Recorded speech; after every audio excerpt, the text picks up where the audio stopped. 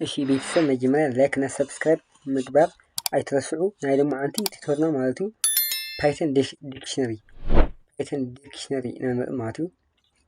ስለዚ ፓይተን ዲክሽነሪ ፋንክሽናት ኣለዉ። እዚ መጀመሪያ ክሪኤቲንግ ዲክሽነሪ ከመይ ጌርና ክሪኤት ንገብር፣ ኣክሰስ ዲክሽነሪ ኣይተም ከመይ ኣክሰስ ንገብር፣ ኣፕዴት ከመይ ጌርና ኣፕዴት ንገብር ማለት እዩ።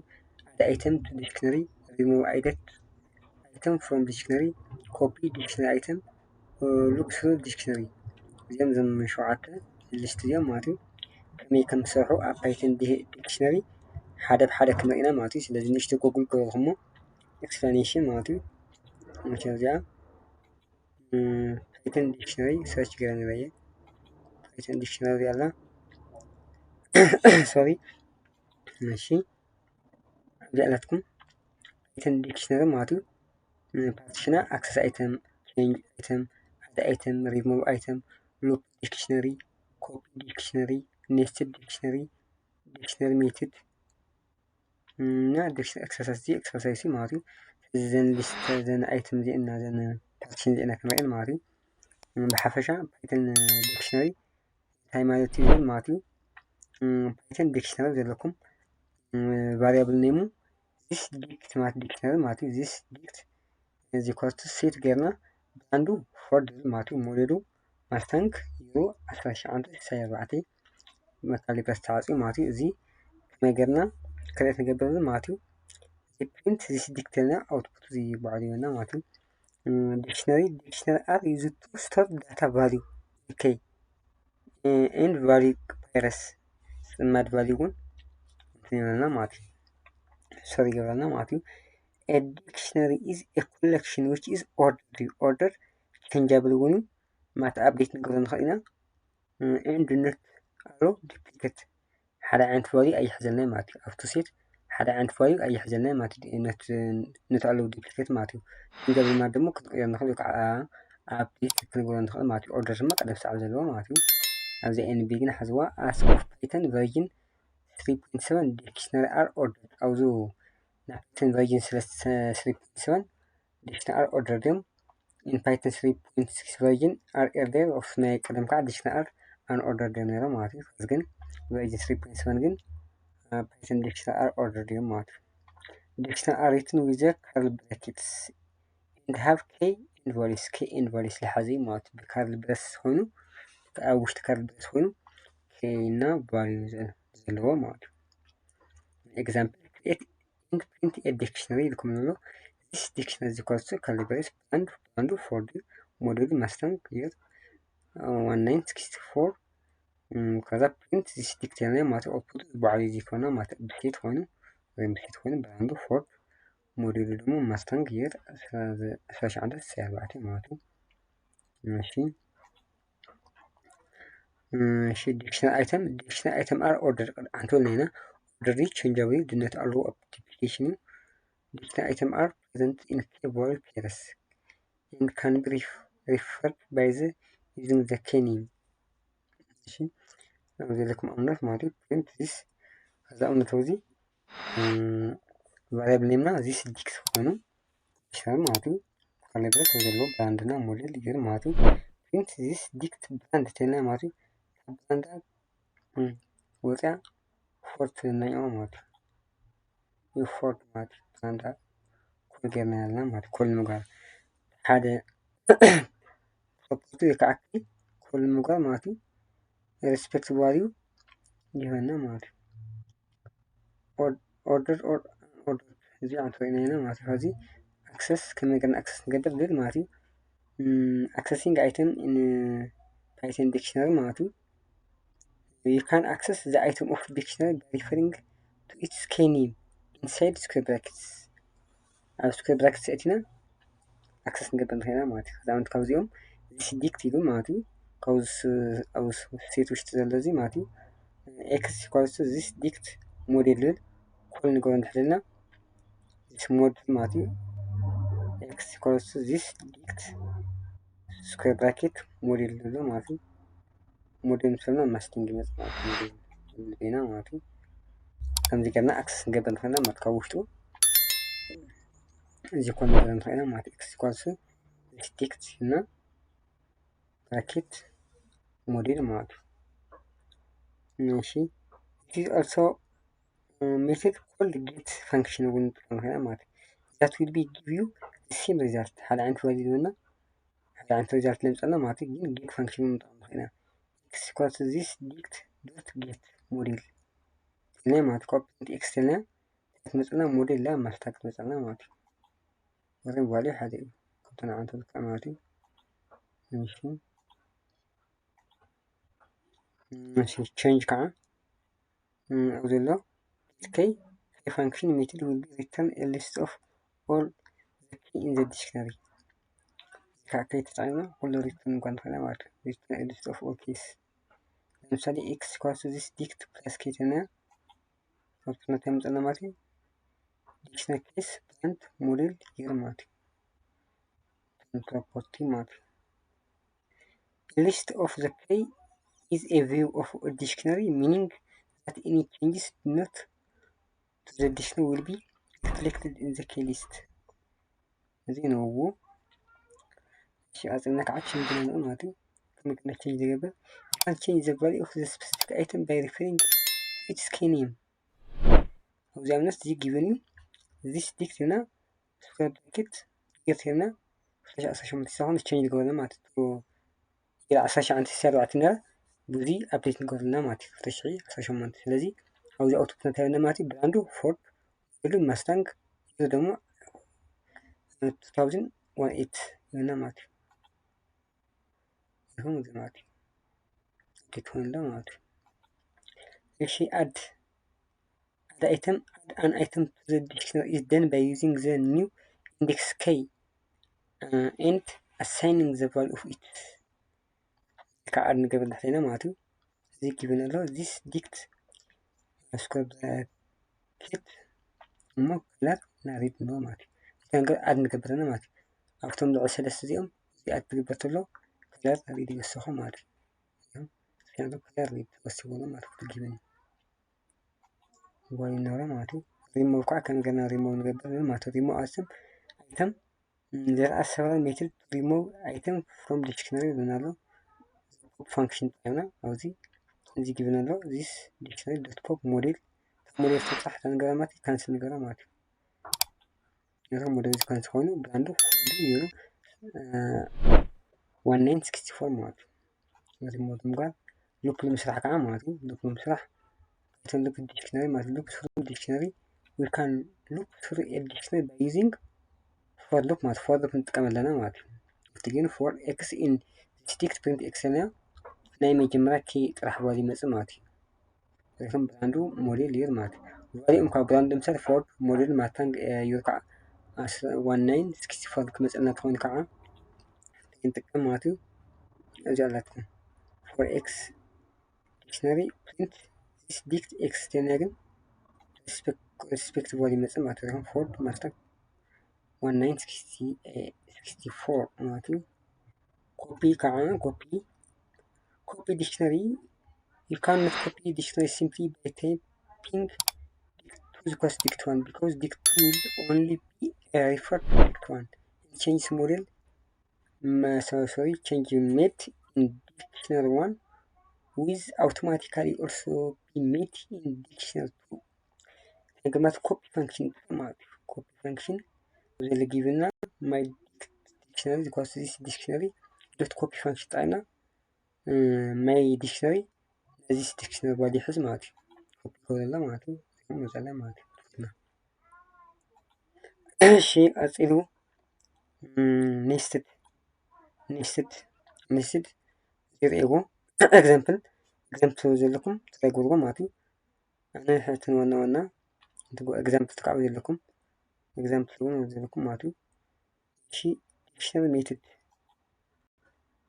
Python dictionary methods ዘለኩም ማለት ነው dictionary methods Python has a set of built methods that you can use in dictionary sorry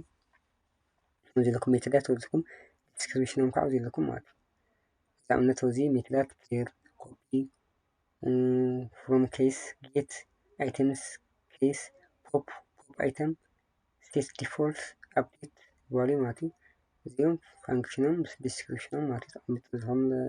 ተቐሚጡሎ እዚ ምርኣይ ትኽእሉ ኢኹም ማለት እዩ። ስለዚ ናብ ፕሮግራምና ንከድሞ እሺ ካብዚ ክሬቲንግ ዲክሽነሪ ክንብል ከለና ማለት እዩ እዚ ብናዕለይ ፕሮግራም ክሰርሕሞ ካብቲ ኣብነት ተውፅእ ንበሎ ማለት እዩ ስቱደንት እዚ ኢኳልስ ቱ ሴት ኢለ ማለት እዩ ለምሳሌ ኔም እሺ ካፒታል ኤም ኮማ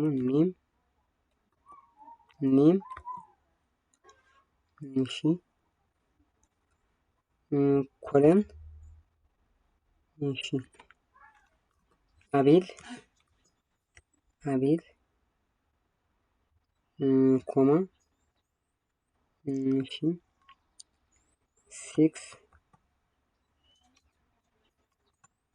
ሲክስ ሶሪ እዚ ኮቴሽን ማርክ ጥቀምኒ ኮቴሽን ማርክ እዚ ግን ኮቴሽን ማርክ ሴሚኮለን ንጸቱ ሜል ማለት እዩ እሺ ኮቴሽን ማርክ እሺ ኤች እሺ ማለት እዩ ሴሚኮለን ሰለስተ ካብዚ ከመይ ገይረ ኣክስ ክሬቲንግ ብረከብ ማለት እዩ ፕሪንት ኢለ ብራኬት ስቱደንት ማለት እዩ እሺ ሴቭ ገራሙ ራን ገራያ እሺ ይሄም እዚህ መጸለለ ማለት ነው ኔም አቤል ሴክስ ሜል ኤች 16 ማለት ነው እሺ ከስካ አክሰስ ዲክሽነሪ አይተም ከመይ ገይረ አክሰስ ዘፈጎ ከመይ ገይረ ኮድ ይገብር ማለት እዩ ለምሳሌ ኤክስ is equals to student ኢለ ስኩዌር ብራኬት ኮቴሽን ማርክ እሺ እዚ ኔም ኢለ ማለት ነው ሴቭ ግብርሙ እሺ እስከ አክሰስ ሙጋር ማለት ነው ራን ገባ ኔም ልል እሺ ሶሪ this item print x sorry print x access ለለሁ ኔሚው ስለዚህ ኔም ኦፍ ስቱደንት ከምጽልለው ማለት ነው አቤል ልውጽት ከምጽለው ይሁን ኖርማሊ ይሁን አቤል ማለት አጽል ከዓ አፕዴት አይተም በኋላ ማለት ነው ከዓ ገና ቼንጅ ንገበር ንክእል ዝብል ማለት እዩ ከዛ እምነት ኤጁ አፕዴት ልንጋ እንድሕለና ማለት እዩ ስቱደንት ዶት አፕዴት ኢለ ማለት እዩ ብራኬት ኦፍሴት ኦፍ ኤጅ ኮቴሽን ማርክ ኢለ ኮለን 19 ተቀድመ አፕዴት ገብረ እንዳለ ማለት እዩ ሴቭ ገብረሙ ራን ኮላት ለሆ ለኮዚ ሶሪ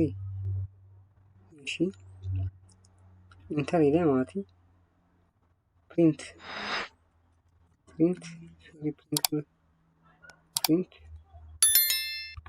ስቱደንት እሺ ይሁን አፕዴት ገረኝ አሁን ማለት ኔም አቤል 6 ሜል 16 ኤች 11 ማለት እዚ ተገረለሁ አፕዴት ገረለሁ ማለት ነው ኤች ማለት 11 ማለት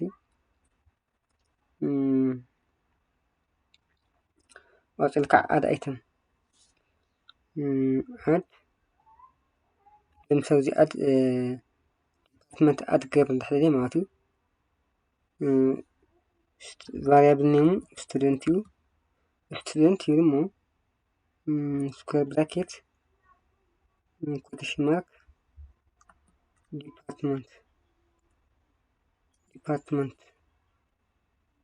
department is equals to ደሞ quotation mark ለምሳሌ 80 ደሞ enter print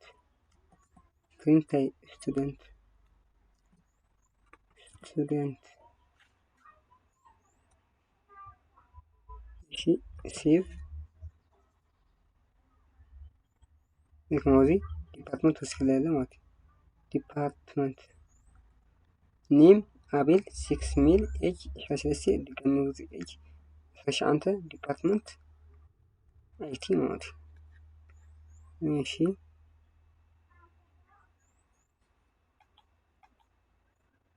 شفت قاريمو زمان أحد ما يخلط عند عدم كل يخلي زيت مو قبل عند حدي ماتي student ماتي دوت pop bracket يمو ماتي h شو يقع 6 h بقاش h كلمو sorry h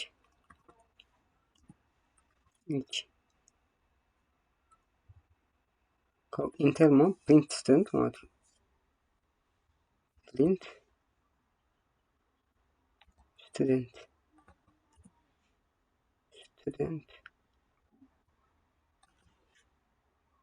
يجتب طفني وماتي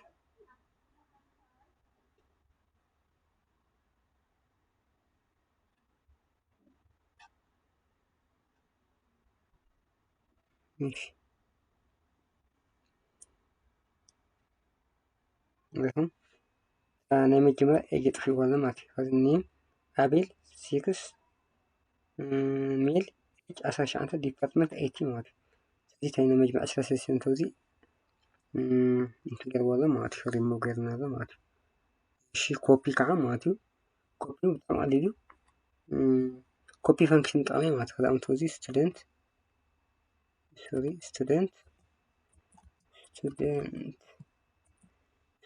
is equals to نستود ولي حاجة اللي ماتي ستود كوبي قال لي ماتا كوبي فانكشن مو print student ماتي student ስለዚህ student ተነስተድ ولي حاجة اللي ماتي كوبي كرا بعد مثلا ما تفهم بعد ترجمة ما تماتو student دي نستود ولي سيد الحاجة اللي ماتي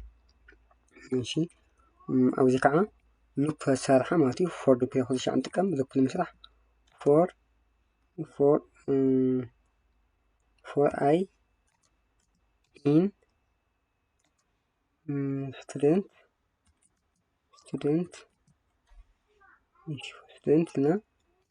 semicolon ماتي print student هنا ماتي لبنا فرحنا له ماتي ماشي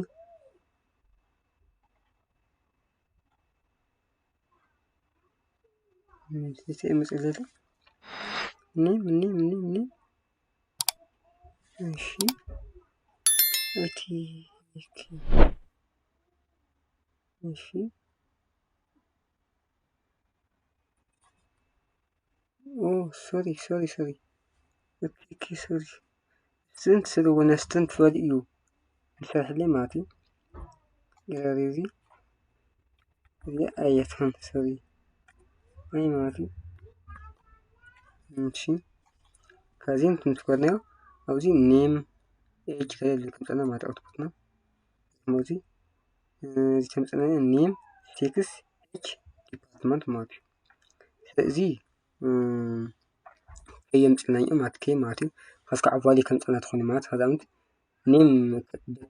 ኔም ምትክ አቤል ብ6 ምትክ ሜል ብኤጅ ምትክ 19 ብዲፓርትመንት ድማ አይቲ ልብል ከምፅና ትኾኑ ከዓ ማለት እዩ። እሺ ኣብዚኣታ ንጥቀም ኢና